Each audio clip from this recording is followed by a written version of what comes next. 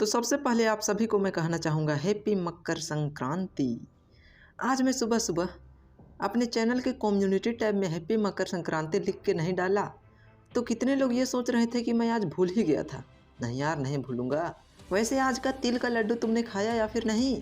वैसे यार मैं तो आज इसी का नाश्ता किया हूँ और लंच का भी हाफ प्लेट इसी से कर लिया और अभी इसी को खा के आ रहा हूँ।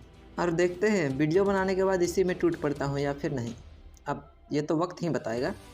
वैसे त्यौहार आता है ना तो मज़ा ही आ जाता है, त्यौहार नहीं रहता है तो भी कोई ज़्यादा बुरा नहीं लगता है। खैर हम लोग अपना वीडियो के टॉपिक की ओर बढ़ते हैं कि एग्ज़ाम होगा या फिर नहीं। भैया तुम कब सोच लिए कि वो एग्ज़ाम नहीं होगा?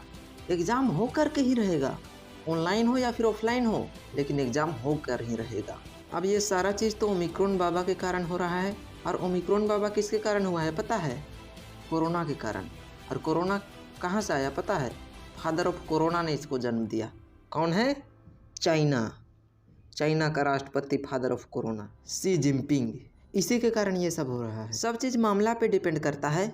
अगर कोरोना केसेस बहुत हाई रहा तो ऑनलाइन होगा, अगर कोविड केसेस मीडियम रहा तो तुम्हारा ऑफलाइन ही होगा। लेकिन जैसे टर्म 1 हुआ ना ऑब्जेक्टिव क्वेश्चन, उसी प्रकार से होगा। और अगर कोरोना केसेस बहुत कम रहा, ना के बराबर रहा, तो तुम्हारा ऑफलाइन होगा, सब्जेक्टिव एग्ज़ाम होगा, रिटन एग्ज़ाम। वहाँ पर जाके तुमको लिखना होगा दूसरे स्कूल में। तो मैं अभी अब ऑनलाइन का बात नहीं करूँगा कि ऑनलाइन होगा तो क्या होगा, क्योंकि इसके बारे में तुम अपने दोस्त से बहुत बात करते होगे। अब बच जाते हैं 2 केस, सब्जेक्टिव होगा या फिर ऑब्जेक्टिव होगा। अभी तो कहा नहीं जा सकता कि क्या होगा, लेकिन उम्मीद लगाया जा रहा है कि जैसे तुम्हारा टर्म 1 हुआ ना वैसा ही होगा। भैया ये अनुमान है, इसलिए जैसा पढ़ रहे हो ना वैसा ही पढ़ो। सब्जेक्टिव के लिए भी पढ़ो, ऑब्जेक्टिव के लिए भी पढ़ो। और यार तुम लोग पढ़ने से इतना डरते क्यों? मैं अपना बात बता रहा हूँ। जब हम लोग 7th ग्रेड क्लास में थे ना तो बहुत सारे चैप्टर आते थे। उसमें से 1-2 चैप्टर ऐसे होते थे जिसमें से सिर्फ 1-2 नंबर का क्वेश्चन आता था, हार्डली 3 नंबर। और मैडम बता भी देती थी कि ये चैप्टर से इतना ही नंबर का क्वेश्चन आए। लेकिन उस 2-3 नंबर के लिए हम लोग पूरा चैप्टर पढ़ डालते थे, पूरा। क्योंकि सबको पता था, मुझे भी पता था, मेरा दोस्त को भी पता था कि सब चैप्टर का तो सब कोई पढ़ेगा। जो इस चैप्टर को पढ़ेगा ना उसको 2-3 नंबर एक्स्ट्रा मिलेगा और वही टॉप करेगा। इसलिए यार तुम लोग पढ़ने से पीछे क्यों हटते हो? जब तुम पढ़ोगे उससे किसी दूसरा को फ़ायदा थोड़े ना होगा। ना CBSE को फ़ायदा होगा, ना हमको फ़ायदा होगा, ना तुम्हारे टीचर को फ़ायदा होगा, ना तुम्हारे माता पिता को फ़ायदा होगा, ना पड़ोसी को फ़ायदा होगा। जो फ़ायदा होगा तुम्हें ही फ़ायदा होगा। तुम सोच रहे हो फ़ायदा? पढ़ने से फ़ायदा? क्या फ़ायदा? चलो मैं बताता हूँ क्या फ़ायदा होगा। तुम्हारा सिलेबस में जितना भी चैप्टर है ना उसमें से एक चैप्टर भी फालतू नहीं बता दे रहा हूँ मैं। देखो इंग्लिश का जितना भी चैप्टर है उसमें कहानी है। ये इंग्लिश और हिंदी में कहानी इसलिए पढ़ाए जाते हैं ताकि तुम्हारे ज़िंदगी के जितने भी मोड़ हैं ना, सारे मोड़ में तुम अच्छे से जीना सीख लो। लोग ज़िंदगी जीने के लिए कहानी का किताब पढ़ते हैं कि अगर इस सिचुएशन में फंस गए तो क्या करेंगे, इस कहानी से सीखते हैं। वे लोग पढ़ते हैं उसको तो कुछ मार्क्स ही नहीं मिलता, और तुम्हें कहानी पढ़ने का मार्क्स मिलता है।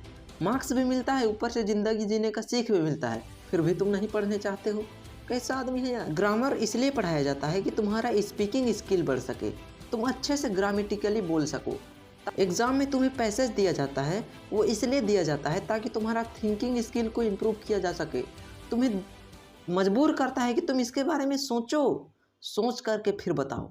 इसी प्रकार से सोचने का अगर तुम्हारा प्रैक्टिस हो जाए ना तो ख़राब से ख़राब सिचुएशन में भी तुम सोच के अपने ज़िंदगी को जी सकते हो। साइंस इसलिए पढ़ाया जाता है कि तुम फ्यूचर में अच्छे रिसर्च कर पाओ, दुनिया में ज़रूरत के हिसाब से इन्वेंशन कर पाओ। जब आदमी को एक दूसरे से कम्युनिकेट करने में दिक्कत हो रहा था तो उन्होंने मोबाइल का आविष्कार कर दिया। ऐसे ही थोड़े ना हो जाता है मोबाइल का आविष्कार।